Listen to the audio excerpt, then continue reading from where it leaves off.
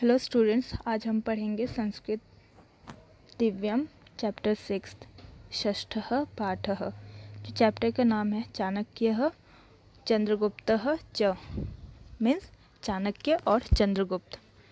तो यहाँ पे जो च वर्ड है इसका मतलब होता है और, बट आप लोग देख सकते हैं जो च वर्ड है इसको हम लास्ट में यूज़ किया है। तो संस्कृत में अगर च हम चाहे तो शुरू में भी यूज़ कर सकते हैं, सेंटेंस के बीच में या फिर लास्ट में, उससे कोई फ़र्क नहीं पड़ता। तो यहाँ च हमने लास्ट में देखा है कि यूज़ हुआ है, बट हम और ही लेंगे, चाणक्य और चंद्रगुप्त। तो इसका जो बेस है चैप्टर का, त्व और त्ववतु प्रत्यय, ये जो दो प्रत्यय है ये पास्ट टेंस के लिए यूज़ किया जाता है। जैसे हम पास्ट टेंस के लिए क्या जानते हैं, लंग धातु, लंग लकार जानते हैं ना। तो यहाँ पे लंग लकार ना यूज़ करके उसकी जगह पे त्व या त्ववतु प्रत्यय यूज़ किया गया है। तो स्टूडेंट्स, अगर आपने अभी तक इस चैनल को सब्सक्राइब नहीं किया है तो जल्द से जल्द सब्सक्राइब कीजिए और साथ में जो बेल आइकन है उस पर क्लिक कीजिए, ताकि हम जब भी न्यू वीडियो अपलोड करें आप तक नोटिफिकेशन पहुंच जाए। तो चलिए देखते हैं चैप्टर में क्या होता है। तक्षशिलायाम एकः ब्राह्मणः आसीत्। तक्षशिला में एक ब्राह्मण थे या रहते थे। तस्य नाम चाणक्यः आसीत्। उनका नाम था चाणक्य, बट आप देख सकते हैं कि ब्रैकेट में कौटिल्य है, तो उनका नाम कौटिल्य भी है। चाहे तो चाणक्य बोले या फिर कौटिल्य बोले, उनका एक्चुअली में नाम था चाणक्य, बट लोग उन्हें कौटिल्य नाम से बुलाते थे। सः कृष्णवर्णः कृशशरीरः खल्वाटः शिरसि दीर्घशिखः स्थूलौष्ठः अत्यन्तकुरूपः परन्तु बुद्धिकौशले अप्रतिमः आसीत्। तो जो वो ब्राह्मण थे, मतलब जो चाणक्य थे, वो कृष्णवर्णः मीन्स सांवले रंग के थे, कृशशरीरः मीन्स बहुत दुबले पतले से, खल्वाटः शिरसि मीन्स सर से गंजे थे, दीर्घशिखः तो उनकी जो चोटी थी वो बहुत लंबी थी।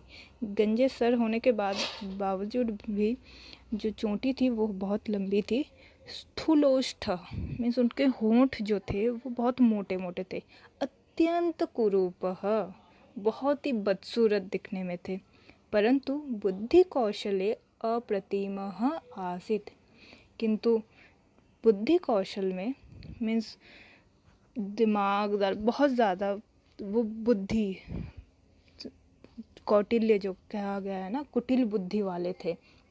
मीन्स उनको बुद्धि के किसी भी परीक्षा में या किसी खेल में कोई नहीं हरा सकता था। एकदा मगधदेशस्य नृपः नन्दः तम अपमानितं कृत्वा सभायाः बहिः निष्कासितवान्।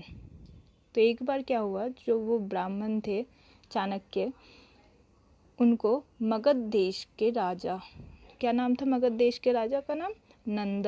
तो मगध देश के जो राजा थे नंद, उन्होंने अपमान करके उनको उस सभा से बाहर निकलवा दिया था।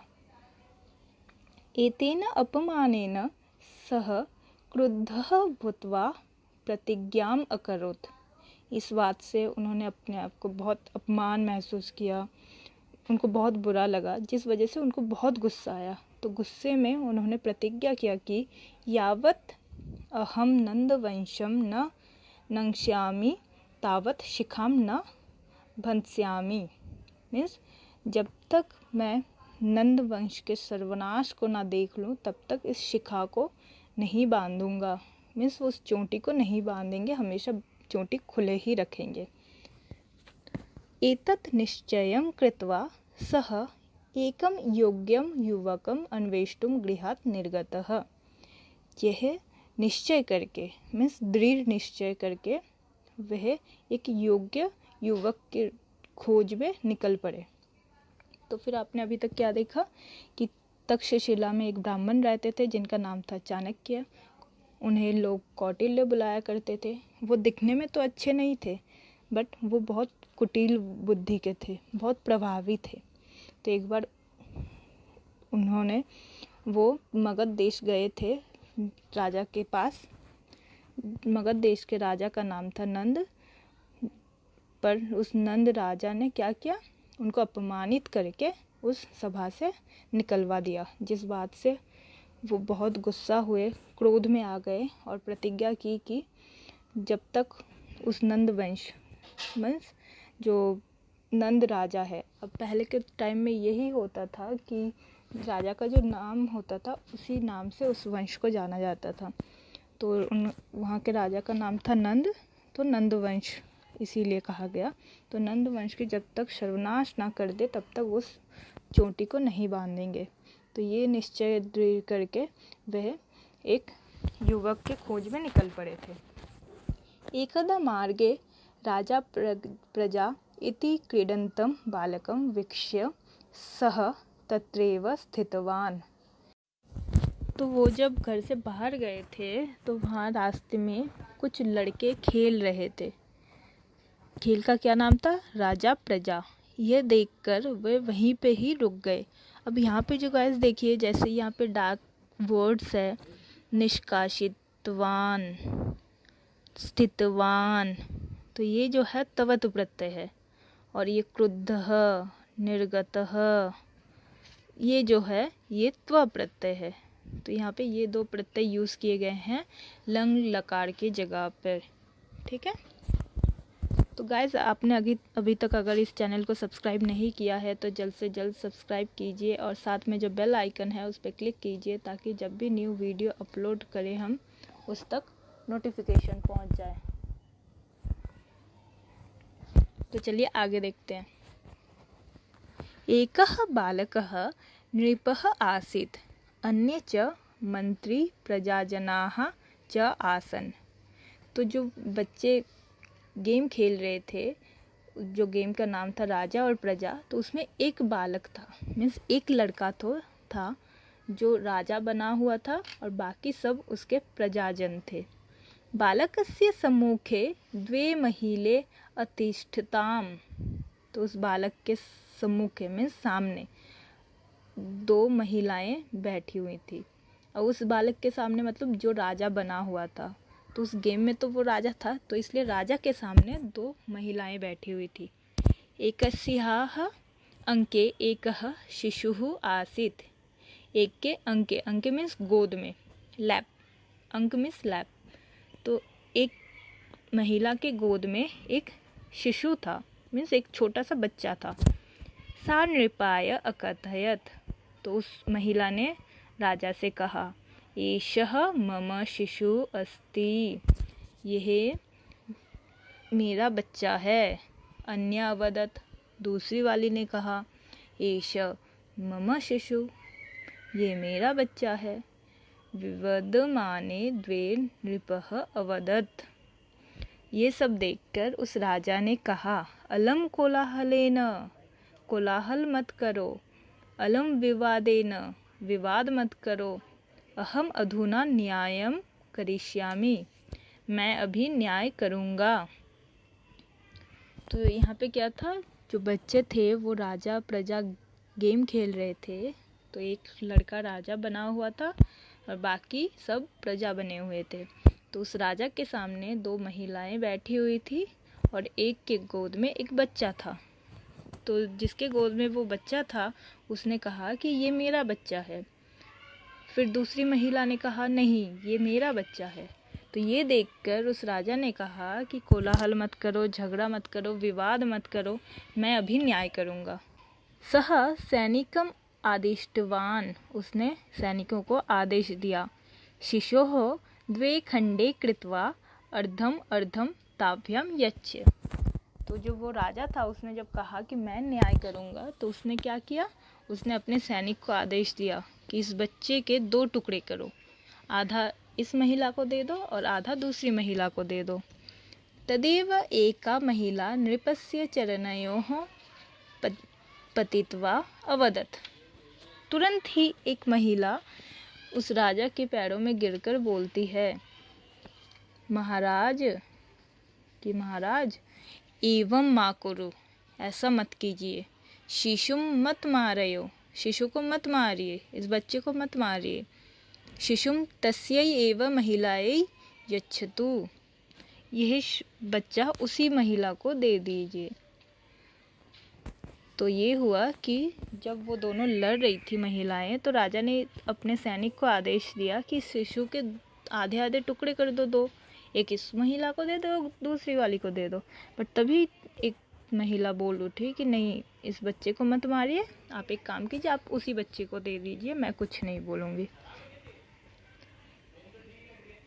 बालक नृपः अवदत्, तो ये सुनकर वो जो बालक राजा था उसने कहा, सैव शिशो माता अस्ति, यही उस बच्चे की माँ है।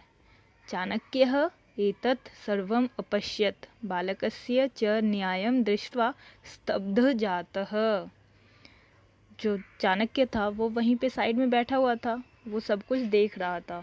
तो ये जब उसने देखा कि उस बालक ने ऐसे न्याय किया, तो वो देखकर बिल्कुल चौकित हो जाता है कि मतलब सोच में पड़ जाता है कि इतना छोटा सा बालक ऐसा कैसे कर सकता है, ये कैसे न्याय कर सकता है ऐसे। तो इसमें जो है स्थितवान, ऊपर देखिए स्थितवान, आदिष्टवान, तो ये जो शब्द है ये तवतु प्रत्यय के है, और नीचे है स्तब्धः जातः, ये है त्व प्रत्यय के। तो यहाँ पे हम लंग लकार यूज़ करते हैं, बट यहाँ लंग लकार ना यूज़ करके उसकी जगह पे त्व और तवतु प्रत्यय यूज़ किया गया है। स्टूडेंट्स, अगर आपने अभी तक इस चैनल को सब्सक्राइब नहीं किया है तो जल्द से जल्द सब्सक्राइब कीजिए, और साथ में जो बेल आइकन है उस पर क्लिक कीजिए, ताकि हम जब भी न्यू वीडियो अपलोड करें आप तक नोटिफिकेशन पहुंच जाए। साथ में आप वीडियो को लाइक, कमेंट, शेयर करना ना भूलना, और आप चाहें तो ये वीडियो आप अपने फ्रेंड्स के साथ भी शेयर कर सकते हैं। तो चलिए देखते हैं आगे क्या होता है। चाणक्यः बालकस्य मातुः अनुमत्या तं तक्षशिलाम् अनयत्। जब उन्होंने ये सब कुछ देखा कि उस बच्चे ने कैसे न्याय किया, कैसे क्या किया, तो चाणक्य ने क्या किया, उस बालक की जो माता थी उनसे अनुमति ली और उस बालक को तक्षशिला लेकर आए। तक्षशिला विश्वविद्यालये शिक्षाम् अधिगत्य सः बालकः कुशलः योद्धा राजनीतिज्ञः च अभवत्। तो तक्षशिला जो है वो जगह भी है और एक विश्वविद्यालय भी है। तो तक्षशिला जगह में, तक्षशिला विश्वविद्यालय में उस बालक ने शिक्षा प्राप्त की, जिसमें चाणक्य ने हेल्प किया। फिर उसको एक योद्धा, महान योद्धा बनाया। ठीक है, वो राजनीतिज्ञ भी बने, मतलब जो राजा की जो अलग अलग नीतियां हैं वो सब कुछ सीखा। जबकि वो बालक बचपन से राजकुमार नहीं था, फिर भी राजा के जितने भी गुण थे वो सब कुछ चाणक्य ने उसको दिया। सः चाणक्यस्य सहायताया नंदं नष्टवान् मगधदेशस्य च नृपः अभवत्। तो जो बालक था उसने चाणक्य की सहायता से नंद, जो याद है कि नंद एक राजा थे जिन्होंने चाणक्य की अपमान की थी, तो उस नंद को मार दिया और मगध देश का खुद राजा बन गया। सः चंद्रगुप्त मौर्यः इति नामना प्रसिद्धः जातः। तो जो बालक था वो बालक चंद्रगुप्त मौर्य इस नाम से प्रसिद्ध हो गया। चाणक्यः च तस्य महामंत्री अभवत्। जो चाणक्य थे वो उसके महामंत्री बन गए। चाणक्येन स्वकीयानुभवेन चिन्तनेन च राजनीतिम् आश्रितम् अर्थशास्त्रं नामकः ग्रंथः लिखतः। तो जो चाणक्य थे उन्होंने अपने जो भी अनुभव थे जीवन में, जो भी उन्होंने अनुभव किया वो राजनीति में, वो सब कुछ उन सब पर आश्रित या उन सब पर बेस करके उन्होंने अर्थशास्त्र नाम के एक ग्रंथ लिखा। ठीक है, तो अर्थशास्त्र, अगर आपसे कोई पूछे कि चाणक्य ने जो ग्रंथ लिखा है उसका क्या नाम है, या फिर अर्थशास्त्र ग्रंथ के रचयिता कौन है, तो फिर चाणक्य या फिर कौटिल्य। अधुनापि अयं ग्रन्थः विभिन्नस्तरेषु पाठ्यपुस्तकरूपेण पठ्यते। ठीक है, आज भी वह जो ग्रंथ है अर्थशास्त्र विभिन्न स्तरों में मीन्स अलग अलग क्लासेस में, क्लास 8 या 10th 12th या फिर ग्रेजुएशन लेवल में अलग अलग क्लासेस में वो छोटे छोटे पार्ट्स में डिवाइड करके पाठ्यपुस्तक रूपेण पाठ्यते मीन्स पाठ्यपुस्तक के रूप में पढ़ाया जाता है, सिलेबस के रूप में पढ़ाया जाता है। ठीक है, आई होप आप इस स्टोरी को समझ चुके हैं। अगर कोई भी डाउट हो तो फिर आप कमेंट सेक्शन में कमेंट करके आप बता सकते हैं। Thank you.